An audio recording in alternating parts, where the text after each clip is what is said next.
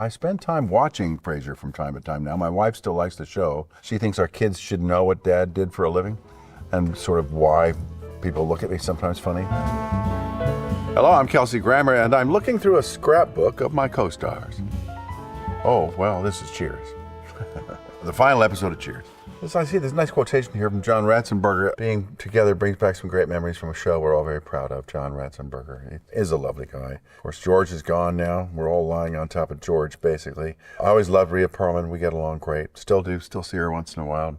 Woody and Ted, of course, things haven't really changed much. This shot down here, when we're all looking at our own show, I guess, this is in Boston. We're at the restaurant, actually, upstairs at the Bull and Finch. What's funny about this show is that I think what happened was people were actually more intoxicated with the idea that we were finally, finishing the show. There was kind of a nervousness about it, a sort of sadness about it that everybody was, not acknowledging. And so they pretended to be having more fun than they actually were. I actually wasn't drinking at the time, so it was not the festive romp lubricated by alcohol that everybody thought it was. But it was everyone pretending to have a really good time, probably so they wouldn't be crying. Oh, dear. This shot here, I believe, is at Woody's place in Malibu. We showed up there for a little while just to hang out. He took a place there for a while during the Cheers years, and Woody and I got along pretty well. We did some adventuring together. And then there's I call this a blackmail photo. I didn't like my look back then, this time of life. I think they were sort of curling my hair under, and I thought to myself, why do I have this strange sort of pompadour look that I have? But I got over it. And with Sam, with Ted Danson. Ted's a good pal. With television shows that have a long run, you really do start to experience one another as family members. And with Cheers, we certainly had that. But what was most memorable about our relationship on Cheers was when we go upstairs and play foosball, George, Ted, me, and Woody. That was the foursome that ended up playing most of the time, well into the morning hours. Sometimes we'd finish shooting around 12:30 or 1 o'clock. We'd be there till 4 a.m. still, having a beer and cursing one another and entertaining each other with our sportsmanship. It was a wonderful time. I cherish those days. They were great. I remember it fondly. Always will. And then we move into the Frasier years. There's one of our first. We'll work for lattes. It's fun. Hello, this is Dr. Frasier Crane. Yes, the one on the radio. With Frasier, of course, it was like, well, I didn't really grow up with a father, and I never had a brother.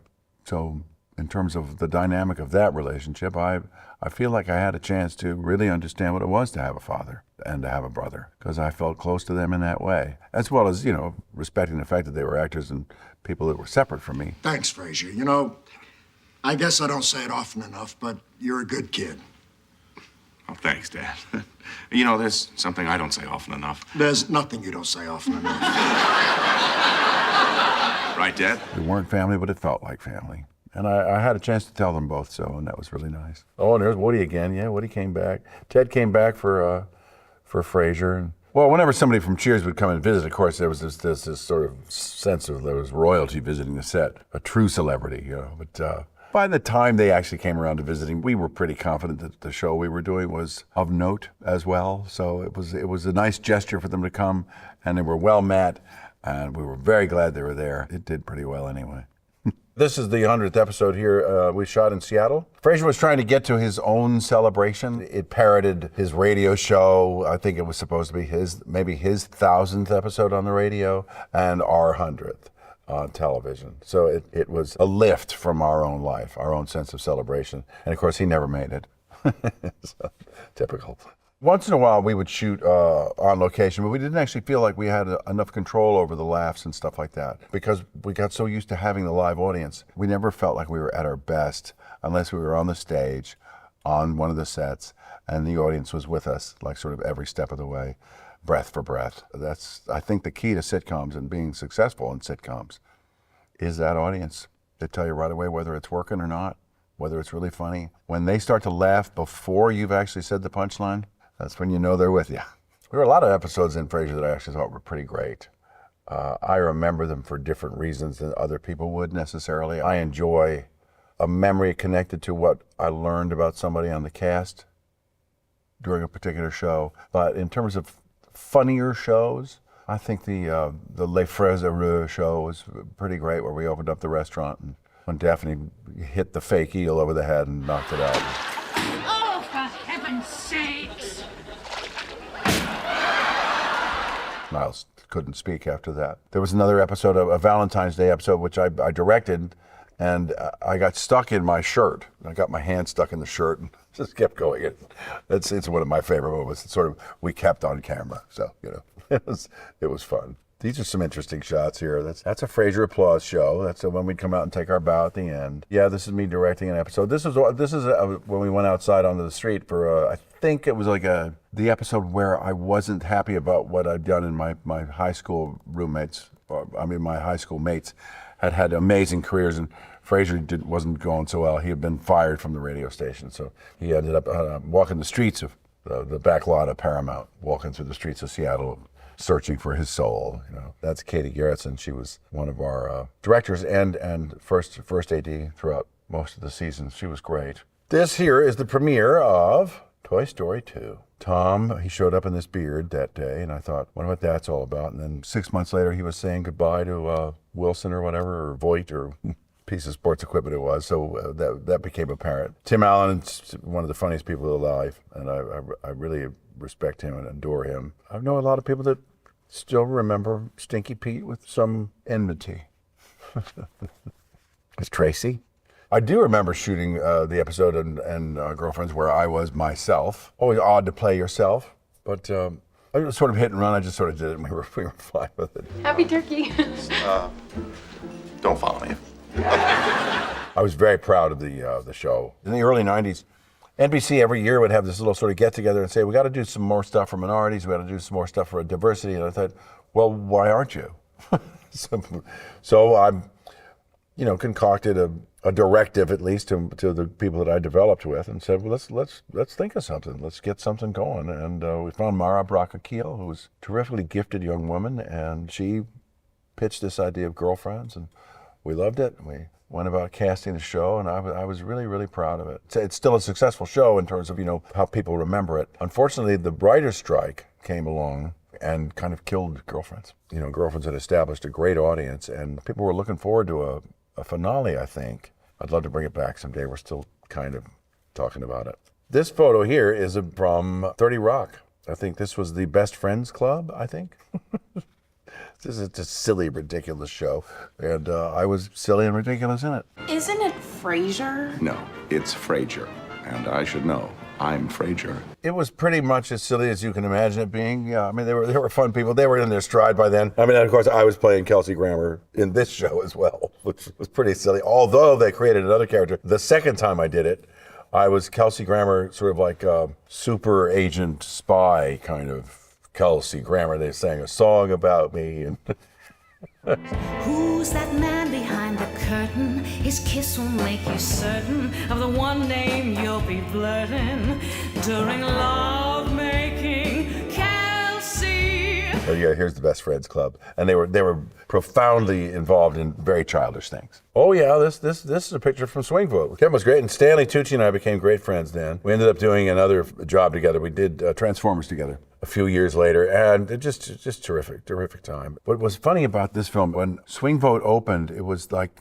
the day after I think Bear Stearns went belly up, and the true Wall Street meltdown occurred. So nobody was going to the movies. It sort of died an unfortunate death. I made a few friends then. It was nice. And Stanley being one of them. Nathan is terrific actor. Terrific experience. Cannes Film Festival for The Last Stand. My appearance as Beast in X-Men, the first time. Wolverine. I hear you're quite an animal. Look who's talking. I loved Hallie. We got along great. I loved Rebecca. They stuck us in the same car together, and I was so impressed with her because I didn't really know how to be on a red carpet. I never really was very good at it. And when she stepped out of the car, it just went sort of put on the thing. I was very impressed with her. So she's done very well. And Hugh was a terrific leading man. A great time we had. Oh, good Lord. Okay. Stockard Channing, Henry Winkler. Out of practice. About doctors. I directed this episode, and I had a wonderful time with them. They were really delightful. It was my first foray as just a director, which we got on the air for a while. Modern Family, where I played Keith, the former ringmaster boyfriend of Eric Stone Street. It was as silly as anything I've ever done in my life. Yes, Keith. What was it you did again? I remember you wore white gloves and gestured a lot. Subway mime? I commanded a circus. But I did like how, in a moment when he was talking with his partner, he said, "Oh yeah, so I suppose the circus is just supposed to sort of manage itself." They were poo-pooing the idea that a ringmaster was important, and he was defending the position that I had held. So I was quite proud to play it. It was pretty silly. I was not on set with Ty Burrell, but Ty Burrell I directed in Out of Practice, and he's right here. Ty Burrell understudied me as Macbeth 20 years before, something like that. So I'd known him forever. He originally was in a show called Back to You with us. He was cast as one of the on-the-scene reporters in the show. It was very funny. He was so funny. But that was another victim of the writer's strike. Everybody just sort of thought we were going to do something wonderful. We just all ended up losing our jobs. Yeah, there they are again. That's the cast of Out of Practice. Good bunch. This is a show I did with Martin, who was playing a lawyer. Martin was terrific in it. It was a fun experience. We had a good run at a couple of shows and enjoyed it. I directed a couple of them, and I really loved working with Martin. He was so funny. This here's another blackmail photo. This poor man, I mean, maybe he was just faking this, honestly. I have no idea when that was taken or why, but he may have been tired. Yeah, he was carrying a lot on his plate back in those days. Delightful guy. Yeah. Oh, Arnold. Yeah. Oh, yeah, okay, that's all expendable stuff. Tony was great in it. I mean, I had a great time doing that. I love working with Sly, too. And so I didn't really work with Arnold, but I guess we're at the sort of press thing at that point. I did do a scene with Antonio. I did do scenes with Sly, but that was kind of it. It wasn't. And then I was flown home after 3 days in Bulgaria. It might have been 4, but when the film opened, I was talking to Harrison Ford, and he said, "Boy, I love working this way. I flew in for 3 days and I was done." So it has an appeal for a lot of people. You don't spend a lot of time doing it, and then you kind of see a movie at the end of it, and it's pretty great. So here's the reboot of Frasier, the latest one, which I really liked. I still have a notion in my head that we could actually do some more of these. So we're working on that idea. But Jimmy did the first one.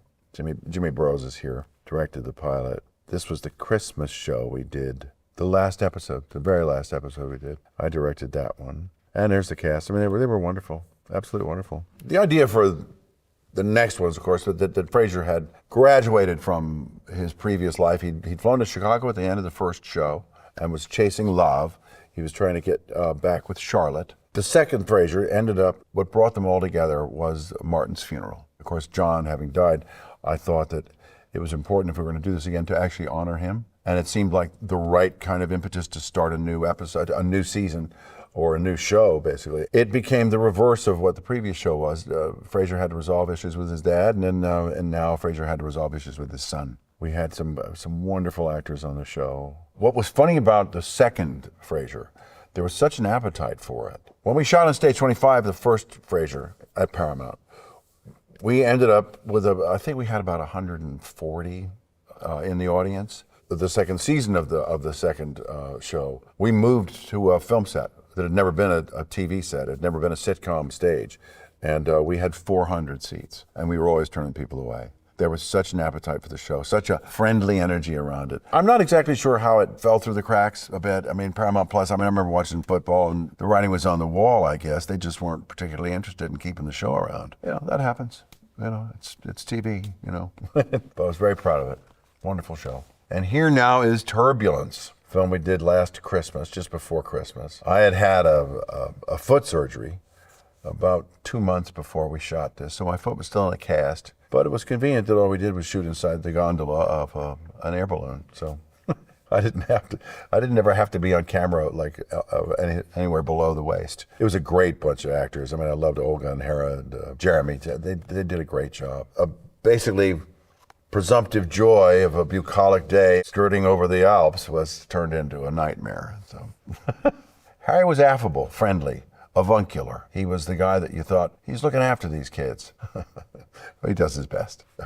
I can't say more than that.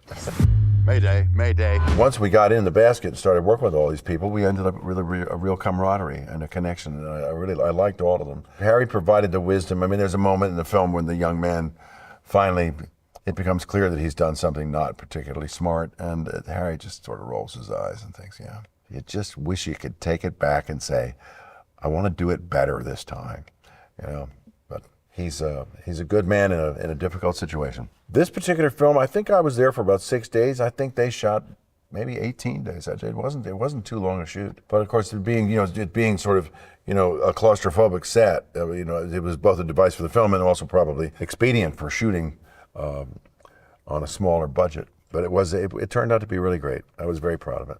I think they did a hell of a job. You know what? I keep playing different roles based upon whether or not I've ever done it before. There are more of those coming out. I've done a few of those lately. There's a shark movie coming up. There's a film where I play a park ranger coming up pretty soon, and I take on a mountain lion gone wild. So I'm not sure how that's going to turn out, but I just like trying different stuff. So a lot of things coming up.